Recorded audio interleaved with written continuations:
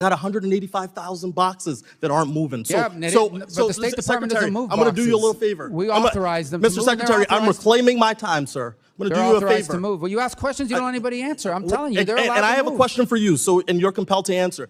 Why don't you take 10 seconds now to turn to your staff and say, let's get this fixed? My staff knows that this has been fixed. A Democrat congressman tried to corner Marco Rubio over starving children and frozen food aid. But within minutes, the hearing turned into something much bigger. A brutal clash between moral outrage, political theater, and the harsh reality of global conflict zones. This one went completely off script. Subscribe and watch this carefully. Secretary Rubio, do you know what this is? I'm sorry, my Lasix is not as good as it used That's all right, to be. I'll explain. This is a ready-to-use therapeutic food, also known as a rough. It's produced in the United States by Adesia Nutrition in Rhode Island and Manny Nutrition in Georgia from American-grown farm products. A single box that I have right here of this miracle product can save a child from dying of severe acute malnutrition in only 6 to 10 weeks. Now, since January, you have promised over and over again that foreign aid freezes will not include life-saving assistance. Russ saved the lives of children who are starving around the world. Do you agree that this product is life-saving aid? It can be, yes. Well, Secretary Rubio, the World Food Program estimates that 8,000 children die from hunger every day. Until last Friday, over 123,000 rough boxes were purchased for Sudan, but were sitting in Rhode Island in a warehouse because of State Department delays. So my question for you is, are you doing everything you can to keep starving children from dying? There was no State Department delays to that being deployed. There may have been other delays, but it wasn't State Department. There were State Department delays.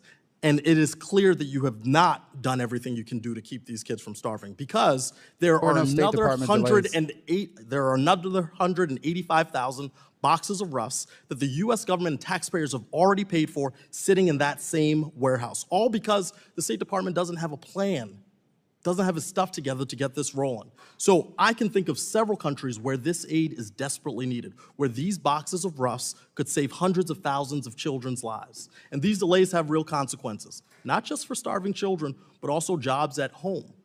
I talked to the CEO of Adesia, who said they had to lay off 10% of their team due to the lack of payments from the U.S. government and a lack of clarity in March. So Secretary Rubio, will you commit to making decisions needed to move the remaining 185,000 boxes of Ruffs to countries that need them by the end of this week? Well, I'd be interested to learn what those impediments are. Well, we've been talking about this for a while. I've sent you letters since January. But there's no impediment on our end to distributing that. There are impediments. I'm speaking directly to the Sudan source. is a war zone. Secretary, I'm reclaiming my time.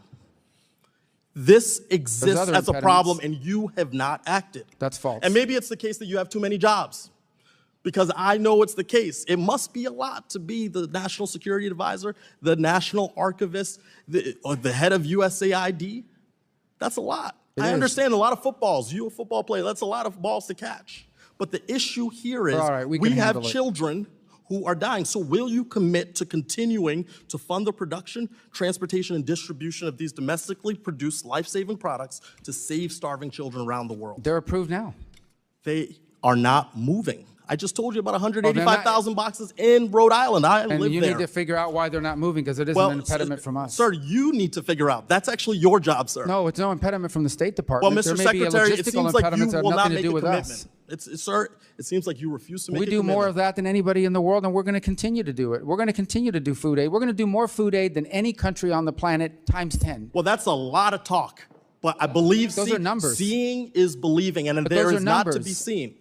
Those are numbers. Those are facts. We do more foreign aid. Well, I've got numbers. I've got 185,000 boxes that aren't moving. So, but the State Department doesn't move boxes. I'm going to do you a little favor. We authorize them. Mr. Secretary, I'm reclaiming my time, sir. I'm going to do you a favor. To move. Well, you ask questions you don't let anybody answer. I'm telling you, they're allowed to move. And I have a question for you, and you're compelled to answer. Why don't you take 10 seconds now to turn to your staff and say, let's get this fixed? My staff knows that this has been fixed. It hasn't been fixed. On the State Department side. Well, then you have not proven that to me. If the people who are affected, both here domestically and around the world, are not receiving this life-saving product. They are receiving it. Look, you staked your career in the Senate on supporting humanitarian aid, but now you won't make a commitment, or you're saying things have been done that haven't been done. Commitment.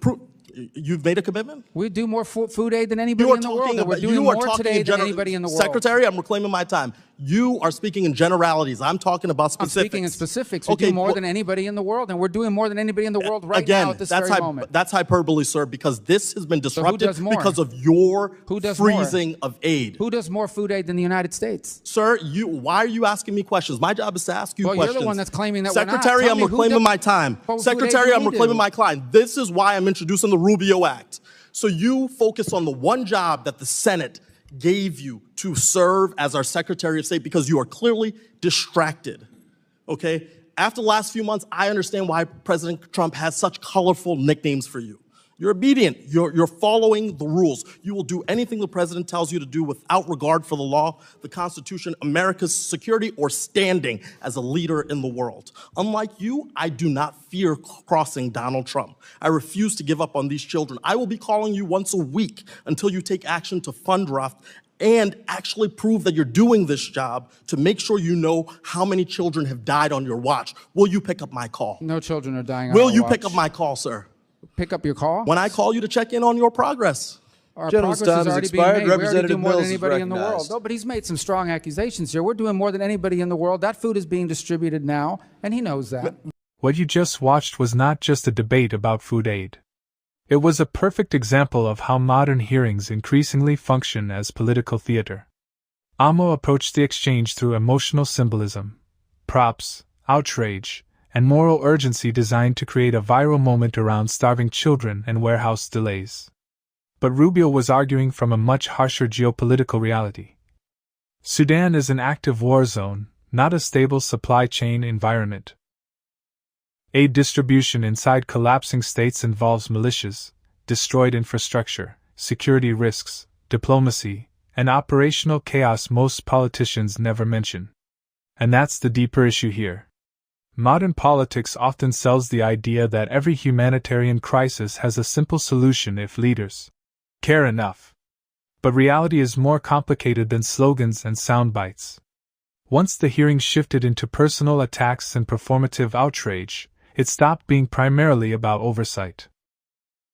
It became narrative warfare, emotion versus operational reality. And in today's media environment, emotional theater almost always spreads faster than complexity. That's why this exchange mattered. Not simply because of Sudan, but because it exposed the growing gap between political performance and the realities governments actually face behind the scenes. Was Amo exposing failure, or performing for the cameras? Or does America actually have the immediate solution to all world problems? Drop your thoughts below. Like, comment, share, and subscribe for deeper political and geopolitical breakdowns. No spin. No fluff. Just the agenda.